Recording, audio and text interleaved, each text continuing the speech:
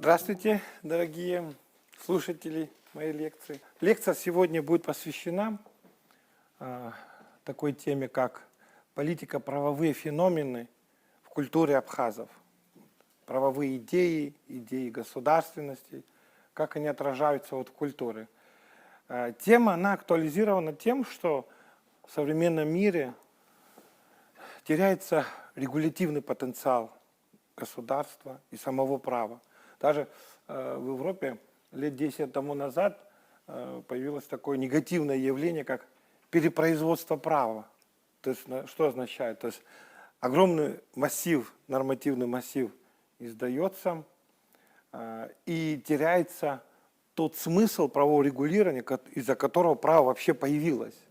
То есть невозможно все выполнить, все соблюсти, все запреты, все обязывания, и свобод-то меньше появляется. Вы, если юристы, все знаете, что правовое регулирование имеет три момента, да, три составных. Это обязывающие нормы, да, обязывания, запреты и дозволения. И вот самое главное в праве, естественно, это свобода, это дозволение, ради чего и запреты, и обязывания, да, как бы вот логическая такая связь. И ну если растут обязывания и запреты, то тогда свободы сокращаются. И смысл правового регулирования теряется, да, то есть его нет фактически. Вот, что же мы видим еще вот в современном мире как государство, да, как понятие государства, которое является всеобщим институтом, да, вот, оно становится все меньше и меньше значимо и меньше и меньше регулятивного потенциала, потому что появляются транснациональные корпорации, появляются центры закрытые, фактически закрытые, это и финансовые центры, это военные, разведывательные, всевозможные центры, которые, в общем-то, задают тон всему, и, в общем-то, публичные функции государства, они теряются. Вот. И не случайно тоже появилось такое понятие, сейчас она-то появилась давно, можно сказать, и в средние века это такое явление было, такое понятие, что связано с, скажем так, с государством в его отрицательном аспекте, это такое понятие, как глубинное государство. Вот, наверное, слышали, что такое глубинное государство. Ну, представьте себе айсберг, да? Вот основание, да, этого айсберга, она где-то там. Да? И мы видим только верхушку, да? И вот все делается как бы вот внизу, то есть от глаз подальше, и мы ничего не знаем, и вот только вот там мы выходит там лидером Байден или еще Трамп, или кто-то там, да, и ну все делается внизу. Вот внизу это не значит, что это связано с народом, с публикой, это те глубинные структуры, которые находятся в тени всегда, но они вот и влияют на принятие решений и вершать судьбы людей, и более того, и планеты тоже. И вот как ни случайно мы знаем, насколько принятие решений о военных всяких действиях Запада, финансирования, снабжения всяких техникой и всевозможной помощи тому же киевскому режиму, оно ведь осуществляется вне такого согласия, консенсуса с огромными слоями. Это же, в принципе, если где-то и говорится о том, что сегодня 40% поддерживается, да, 50% поддерживается, да, решение, скажем, администрации президента о финансировании вооруженных, да, формирования, это тоже результат чего? 40-50%. Тоже высокого уровня манипуляции. Вообще-то уровень манипуляции на современном мире достиг, конечно, высочайших таких вот уровней, да, что мы не знаем, насколько воля человека ему подвластна что-то говорить и что-то сказать и принять решение, как будто это он сделал, он сказал, он принял решение, но вряд ли это он, ну, возможно, невозможно, а уже точно это огромнейшее средства, огромнейшие силы тратятся на то, чтобы создать те удобные решения, которые будут поддерживаться, ну, создать такой имидж, чтобы всегда был поддерживаемый со стороны. То есть огромный уровень манипуляции, да, небывалый уровень. Вот. Что еще мы знаем в современном мире, какие происходят такие серьезные, можно сказать, деформации, если можно так говорить. На самом деле это, можно сказать, тупик какой-то, возможно. Это небывалое, можно сказать, чудовищное поляризация общества. Это огромное, так сказать, такого мир еще не знал, когда такая разность, да, материального благосостояния, да, между людьми. То есть это, вы все знаете о золотом миллиарде, да, когда золотой миллиард, 1 миллиард населения, людей потребляет до 80% мировых благ. И только 10-20% будет потребляет вся остальная, это 6 миллиардов, да, 7 миллиардов уже. Вот. И такой поляризации мир никогда не знал. И вот в контексте вот такого, да, перепроизводства всего, можно сказать. Когда-то экономисты или собственники, частная собственность породила перепроизводство продуктов, да, товаров, и все они потом уничтожаются, потому что невыгодно. Когда-то становится перепроизводство права, о котором я сейчас сказал. Это огромный массив всего нормативного, и что там право и свободы теряются. То есть опять перепроизводство. И еще одно перепроизводство, о котором я сейчас скажу, оно еще сложнее, оно сталкивается с новыми такими проблемами. Это перепроизводство вообще информации. Ну, давайте представим себе ту информацию, которую современный человек получает сегодня в течение, скажем, 10 дней. Это такой объем информации в античности или Древней Греции, древние времена, даже человек всю жизнь мог столько же получать. Может, не дополучал столько, сколько сегодня за 10 дней может получить один человек информацию. Ну, представьте себе, что такая информация, в таком количестве информации, при таком количестве информации дефицит мыслей, дефицит идей, дефицит смыслов. Вы представьте себе, в Древней Греции какие были мысли. Красота мысли, которую до сих пор мы не можем превзойти. Ну, древнегреческая философия, да, представьте себе, те образцы мышления, они не превзойдены. При том количестве информации. То есть, представьте себе, за всю жизнь человек в Древней Греции имел столько информации, овладевал, сколько сегодня за 10 дней человек овладевает. И вот тут возникает тоже такая проблема. Как с этим быть и что она делает, эта информация с нами? Она ведь создает контекст, так или иначе. Любая информация – контекст. Вот информация, да, человек сегодня вращается, или вокруг него вращается огромный поток информации, и что эта информация делает с человеком? Вот тоже влияет оно явно на все, но на одном точно, на мышление человека. Вот мы говорим при таком информационном потоке, да, информационное общество, потеря смыслов, отсутствие смыслов. Отсутствие смыслов, отсутствие регулятивного потенциала, отсутствие мотивационного потенциала. Представляете, что без смыслов нет действия, нет позитива, да? Вот. И что с этим происходит в мире? Ну, вот есть у Платона миф о пещерных людях, да? Пещеры. Есть пещера, вот он изображает поведение, он изображает пещеру, где люди живут, заточение, да, и, ну, представьте себе, посередине костер горит, да, огонь, и вот они спиной к костру, и вот стоят, и когда они хотят что-то увидеть, они тени свои видят, и они думают, что в стенах, да, они видят тени, они думают, что вот это есть мир, в котором они живут. Им неведомо, что есть за пещерой что-то. И вот чтобы вывести их оттуда, вот нужны идеи, нужны мысли. Вот просто так видеть что-то и думать, что вот это и есть их мир, конечно, это вот мир пещерный, да, мы говорим. И вот чтобы выйти оттуда и увидеть свет, но если они сразу увидят свет, они повернутся обратно туда, потому что увидеть свет это и физически сложно, и так тоже. Они привычно возвратятся обратно туда, в эту пещеру. Но нужна идея, нужны философы, говорит Платон, которые объяснит идею мира. А идею мира только постичь мысленно можно. Идея сущности познается только через философию, через сущность явлений. И тогда они могут выйти и жить в окружении. Ну вот выйти на этот свет, в принципе, человек вышел из той пещеры.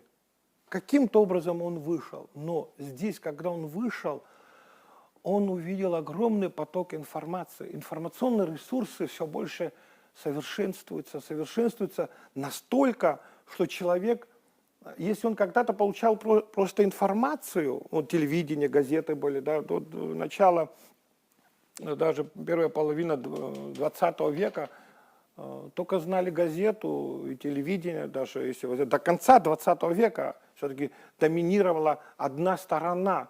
Власть могла информировать, власть могла формировать, но власть теперь имеет сеть, она в сетевой структуре находится, и производством информации заняты все, но все создают контекст, вот что интересно. Вот, и теперь получается, что у Бентама есть еще 200 лет тому назад, он утилитарист, есть такое, да, философское направление утилитаризма, где польза, только польза является смыслом, да. И вот он изображает идеальную тюрьму. Идеальная тюрьма – это означает прозрачная со всех сторон, и посередине находится такой столб, и там вышка такая, и там есть надзиратель.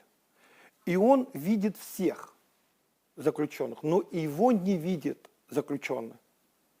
Вот обратите внимание. Вот для чего он это сделал? Для того, чтобы экономия мест, экономия надзирателя. То есть один надзиратель мог бы видеть сотню заключенных, да, и это экономия, большая экономия даже, то есть одно рабочее место. Кстати, он на это стремился. Он сам хотел бы потом стать на это. Вакантное место сам себе создал.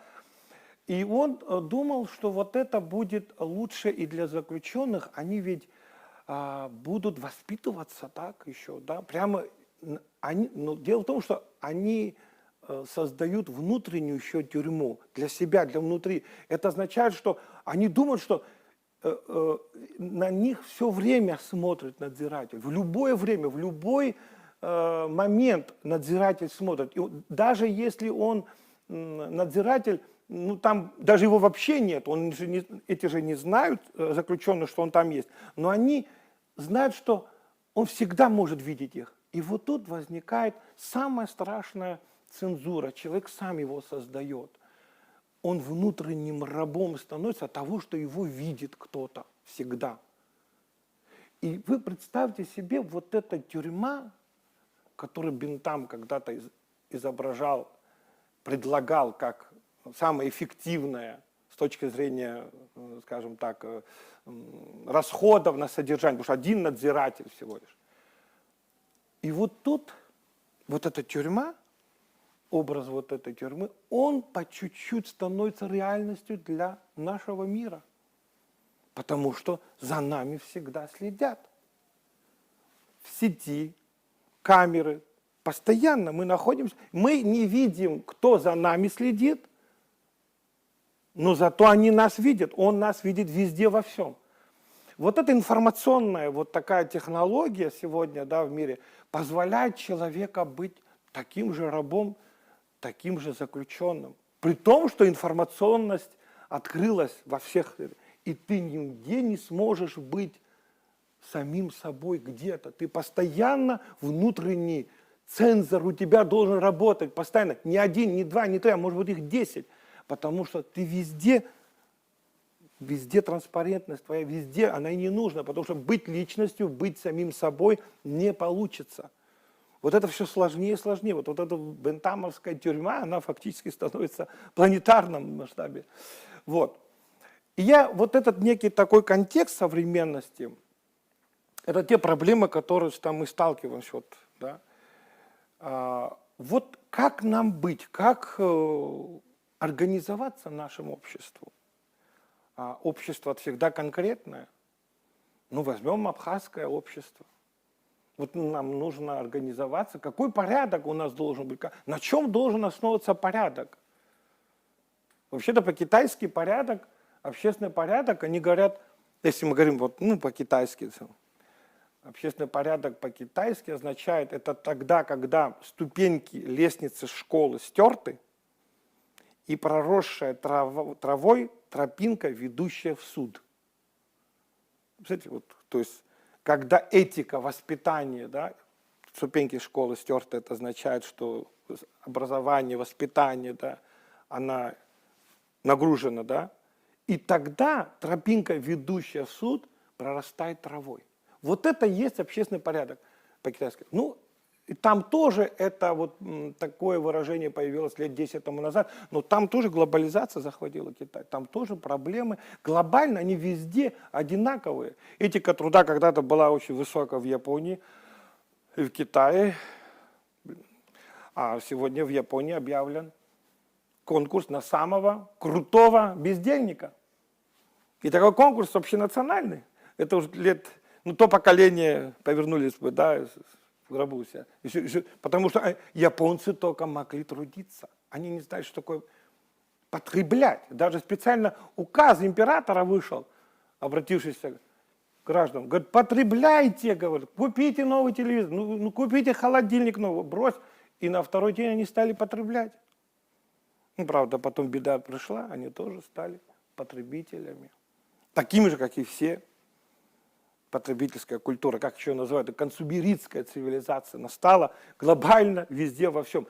И она тоже сворачивается. Ведь глобализация, она тоже против себя создает тоже антипод, тоже противодействие. Да. Не случайно появилось понятие глокализация, да. То есть глобальная локализация. То есть все теперь уже свои культуры, свои контексты уже должны, своя культура должна что-то подсказать. Как же организоваться нам? Потому что в условиях глобализации мы теряем все, мы теряем идентичность, мы теряем управленческий потенциал. Мы неуправляемы, либо нас куда-то несет потоки потребительские. Но при потребительских, да, потребительская культура, она не создает личности, она не создает смыслы. Она не напрягает человека. Потребление, да, это комфорт. Но не случайность выражения. Там, где комфорт, там заканчивается жизнь. Вообще-то это было сказано, там, где комфорт, там заканчивается воспитание. Ну, можно и так сказать. Вот, ну, это немножко другие, такие сопряженные, да, с тем, что я хочу сказать. Главное, это мы хотим показать наш код в культуре. Есть код, культурный код, который нам позволит показать вот тот порядок, через который раскрывается человек. Человеческий потенциал. Иначе порядок смысла не имеет. Ну, какой порядок должен быть? Ну, порядок есть в тоталитарных, порядок есть в фашистской Германии был порядок, и в Северной Корее, кстати, порядок есть, да, во всех. Ну, такой порядок, какой бы развил человеческий потенциал. Вот этот порядок, во всяком случае, да, целеориентация может быть. Если что-нибудь у нас в культуре, что мы можем этот смысл извлечь, какой смысл, какие смыслы там есть, что мы можем сегодня, ну скажем так, если мировой опыт нам не дает еще ничего, то можно ли у нас найти что-то? Я приведу метафору. Если взять луч света, любой, даже самый тусклый, вот свеча пусть будет луч от свечи свет, либо маленькая лампочка какая-то, и направим его на какой-то драгоценный камень, пусть алмазы будут, да. И вот один простой такой маленький, тусклый даже луч, он когда попадет в вот этот драгоценный камень, да, природный, естественно, не обработан, ну там есть много граней, и мы увидим огромное количество палитра светов. Ну, если бриллиант взять, то, конечно, там столько, один простой луч, он даст огромное количество светов. Вот представим себе, что вот этот драгоценный камень – это наша культура, это доминанты духовности. Они могут быть и в нашей литературе, в фольклоре, в эпосе нашем, вот легендарный эпос, да, нардский эпос. Вот, в поговорках, пословицах, вот мы возьмем культурный код, она там есть. Если мы откроем, вот как мы направим свет, вот как мы направим свет на какой-то камень, да, драгоценный, он нам даст огромное количество световой гаммы, да. Но это метафора, а теперь это сделаем в отношении нашей культуры. Мы обратимся к нему, к нашей культуре. С позиции чего? Вот с позиции, ну, скажем, современного конституционализма или современного идеала права, например. Идеи права. Есть же идея права.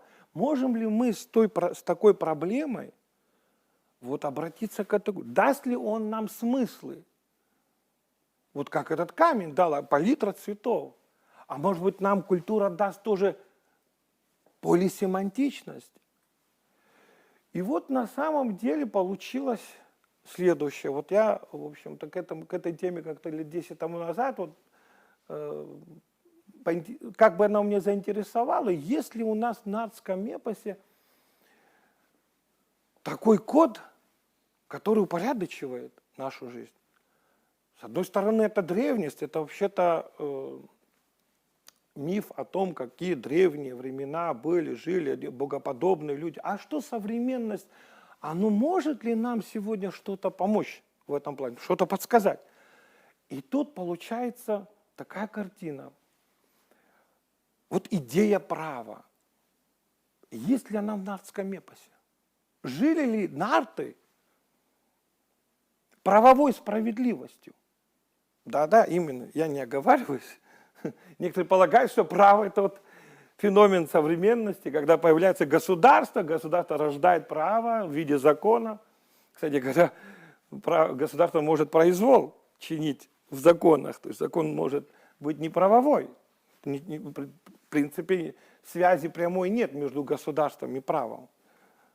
Если мы возьмем, там, где государство, там и право, если скажем, то это не совсем правильно, потому что не в каждом государстве правовой закон. Так вот, мы увидим, что в нардском эпосе есть две справедливости. Одна правовая, а другая нет. Моральная. Вы скажете, а как? А вот так. Ну, вспомним сюжеты из нардского эпоса. Это 99 братьев и самый младший нард Сосо. И сюжеты такие, они постоянно пребывают в конфликте. Вот 99 братьев и вот нард Сосо. Вот конфликтная ситуация, она разрешается потом матерью, то есть это наиграйше, это, можно сказать, прообраз Фемиды, так что можно сказать. И вот это 99 братьев в надежде того, что мать их поймет больше и защитит их, они смело идут на этот суд. И тут-то происходит вот тот феномен, о котором мы сейчас скажем, правовой. Почему-то нардские сказания в этих сюжетах почему-то всегда заканчиваются так, что Сатаней всегда на стороне Сосрыквы. Почему? Тут возникает вопрос. Ведь эти 99 братьев, они близкие, а этот кто? Он Сосрыква. Он не естественно рожденный. Он из камня рожденный. Можно сказать, он и незаконно рожденный. Если так сказать, можно. Ну, множество определений можно дать. Он не родной. Он неизвестно даже каких корней. Можно и так сказать. Но тут вершится справедливость. Какая? По деянию. Вот справедливость, которую она выносит, это правовая. Почему правовая справедливость? Да потому что она независимо от происхождения решает судьбу. Потому что по происхождению это нужно дать предпочтение этим сыновьям своим. И вот тут, это ведь народ слагает так. Ведь как все время в природе общественных отношений всегда была проблема. Какая проблема? А вот эксплуатируется предписанность твоя. Вот потому, что ты являешься вот из этого рода, из этой принадлежности. И постоянно это эксплуатируется. Вот мы говорим, каждый человек, каждый из нас сегодня, всегда, каждый человек пребывает в какой-то общности. Родственная общность, общность этническая, общность сословная, классовая. То есть мы всегда к кому-то принадлежим, какой-то группе. Вот студенческая даже, скажем, общность. И мы находимся в какой-то, ну, скажем, какой-то связи, моральной связи, потому что мы же из одного, мы же друг друга хорошо знаем, мы жили вместе, мы служили вместе, мы учились вместе, мы жили вместе, мы односельчане, мы из одного рода. То есть мы всегда имеем, каждый из нас, несколько вот этих общностей мы живем, и несколько идентичностей у нас. Их много, может быть, 10, 20. И мы в профессиональных еще союзах пребываем. И вот у нас возникает у всех вот обязанность, моральная обязанность и права, и привилегии. Потому что каждая общность – это группа моей поддержки, я и рассчитываю на него. Это привилегии мои в отношении того, у кого такого нет. Но всегда возникала ситуация, как только общество возникло, и Нартский эпос это отражает, что есть справедливость, которая не связана с этим. Вот он имеет привилегию, они все родственники, они имеют привилегию, но есть действия, которые могут выходить за пределы. То есть бывает так, что все они к одной группе относятся, но кто-то лучше что-то сделал, кто-то хуже сделал, кто-то успокоился тем, что его все равно поймут, его все равно поддержат. И это может сыграть злую шутку, он уже деградироваться может этим. Мы себя тоже испытываем это. Мы всегда рассчитываем на какую-то поддержку. Но мы, может быть, и не делаем то, что было бы полезно для этой группы. Иногда мы эксплуатируем его, свое происхождение. И тут возникает момент, когда нужно защитить достижение. Достигнуто, вот деяние нужно защитить. Кто защитит? Какая мораль защитит достижение? Та мораль, которой ты группе принадлежишь, она защищает только тем, что ты являешься в этой группе. И только этим. Но если у тебя какие-то достижения, больше или меньше, она может быть не признана. Это может быть что-то другое, и непонятное, и вовсе ненужное может быть. В общем, одним словом, что хочу сказать, что всегда человек успокаивается, если у него есть какая-то группа поддержки. И она может ему и пойти и во вред, потому что он не раскроет свой потенциал, потому что он и так является признанным так или иначе в этой группе.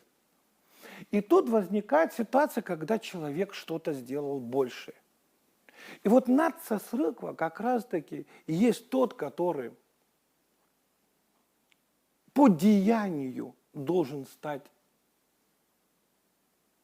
своим, по деянию.